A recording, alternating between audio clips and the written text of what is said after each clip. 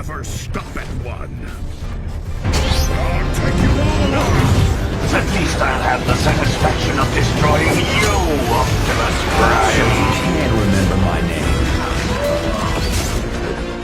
The weak shall perish? Do not believe everything you read.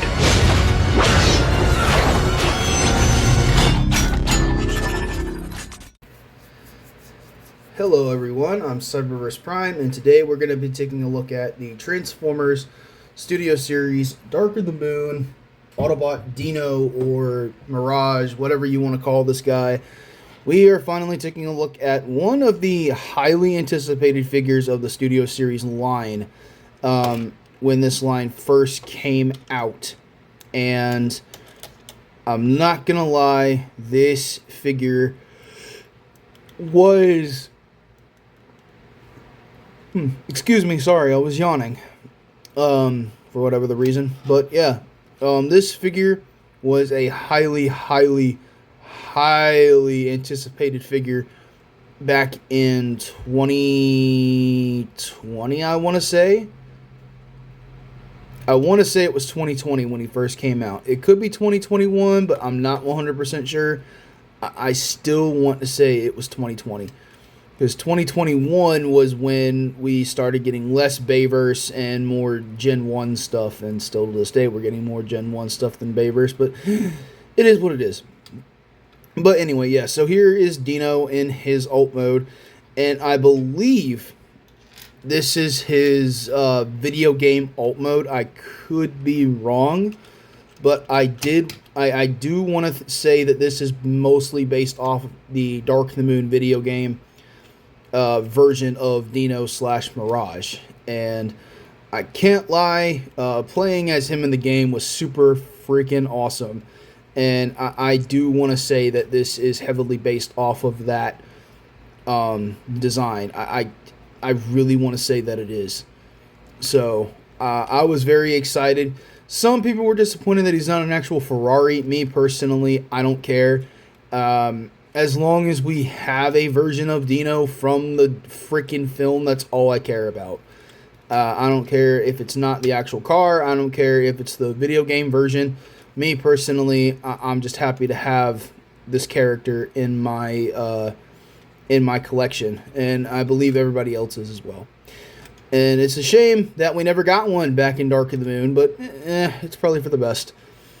In the actual Dark of the Moon line, we did get that, Audi R8 sideways repaint, which I did review, but this is the one that everybody's been looking forward to me reviewing, I'm sure. But anyway, yeah, so weapon storage is on top here. Pretty stupid. I didn't care for that. That's why I put them off to the side for now. And I guess all we have left to do is just transform them and get to the robot mode. So what you want to do, or what I like to do, is really just kind of pop the doors open, kind of like Bumblebee or any other Bumblebee. And then this part is pretty cool. You're going to want to take this whole section here and kind of flip it down.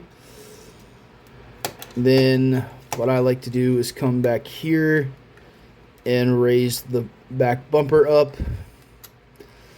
And then come here to the legs and fold them down. Rotate them at the knee, 360. Fold down the feet. And then push the fenders in to give him his thigh armor. And then here, you're going to fold this forward. That reveals his head.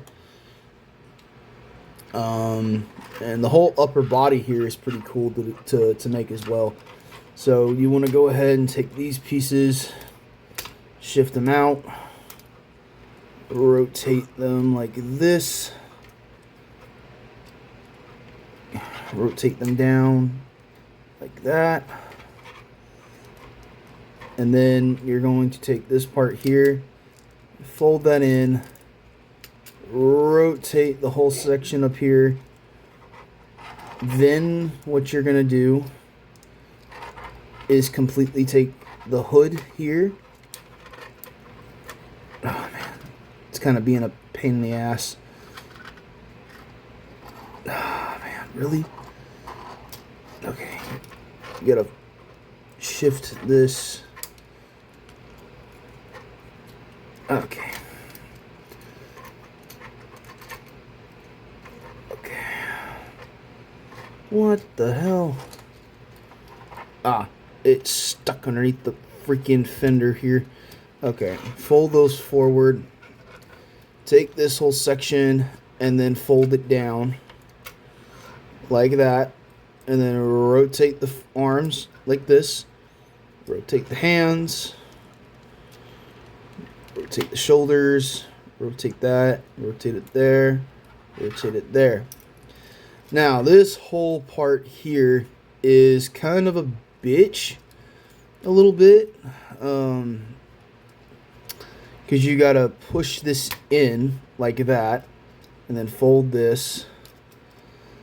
And then you got to make sure that when you accordion all of this in, that the head, this little peg here behind his head, lines up with this slot right there where my finger is, where my finger was. So you got to make sure that all of this connects, and it can be frustrating. So my recommendation is basically you kind of fold it like this. It'll, like, this middle part's going to fold down and then fold in on itself. And then you fold this down. Then you connect the head to that part there. And then you fold these little pieces up behind the doors. Just like that. Fold these however you wish. And I believe you take this part here, rotate this, fold this up. I think. Do you not fold this up? Oh, Lord. No, you do. You're supposed to fold that up, I believe. Yeah, and then fold it up, and that will collapse on his back. And there is Dino in his bot mode, or in his robot mode. And I have to admit, this is one of my favorite Dark of the Moon Studio Series figures. It really is, because he turns into a really, like, wide car, and then it all just compresses into this slim robot, and it's just cool. And I just really enjoy this figure a lot. It's one of the best deluxes, in my opinion, from the Dark of the Moon Studio Series line. And I just think that he is... Yeah, he's one of the best ones to actually get. Yeah, there's some junk on the back of him, but to be honest, it's really not that noticeable, because he still looks as sleek and slender as he did in the film. Yes, it's not a clean back, but it's still clean for Hasbro, is what I'm saying. And I just think that Hasbro, back in 2020, whenever this guy came out, whoever engineered this thing knew what they were doing, and they did an excellent job. So posability on him, he's got a ball joint here at the head. It is kind of hard to get, especially if you have fat fingers like I do. The ball joint is kind of there. It is in the way. He's got a ball joint here at the shoulder. He's got a bicep swivel, double jointed elbows due to transformation, a wrist swivel, which is cool, ball jointed hips, nothing at the waist. He does have a knee swivel, single jointed knee, and then he does have ankle articulation, sorta, but that's due to transformation. But it's still a part of articulation in bot mode. It still looks good, and that's pretty much it for articulation on Dino, and he looks pretty cool. I just wish he had ankle tilt. I think DNA made an upgrade kit for him and the two Shatters, and I'm not sure if they give him ankle tilt or not. If somebody knows, let me know in the comments. but I'm not 100% sure. If it does give him ankle tilt, I'll probably get it. Anyway, his daggers here, or his little, I don't know what you call these. I guess his size, whatever. They can plug underneath his arm like they did in the movie. And that looks cool. Man, this is not like staying together. I don't know what is going on with my copy of this figure. Did I do something wrong? Oh, okay, there we go. Okay, just came on tabs. So, what I like doing is he's not talking to anybody pose, or he's in a bad mood. You know, I like giving him the crossed arms look, like he had in the movie for a brief second, I believe, when Charlotte Meering came up to Prime, and he's like, he's in a bad mood. He's not talking to anybody today. I don't know. But yeah, that's how I pose up my Dino, because he looks cool that way. And then I guess for a little bit of a comparison, here he is with my custom Q. And they look really good together. These two are probably the most anticipated. Well, I'm going to be honest. For a 2020 figure compared to a 2025 figure, I can't lie. I think this is better. I think Dino is a better figure than Q, only because he's got more articulation than he does, and I mean, this guy's still cool, but I don't know. I'm not sure if this was worth the wait. I don't know, but nonetheless, this is Dino's review. This isn't Q's.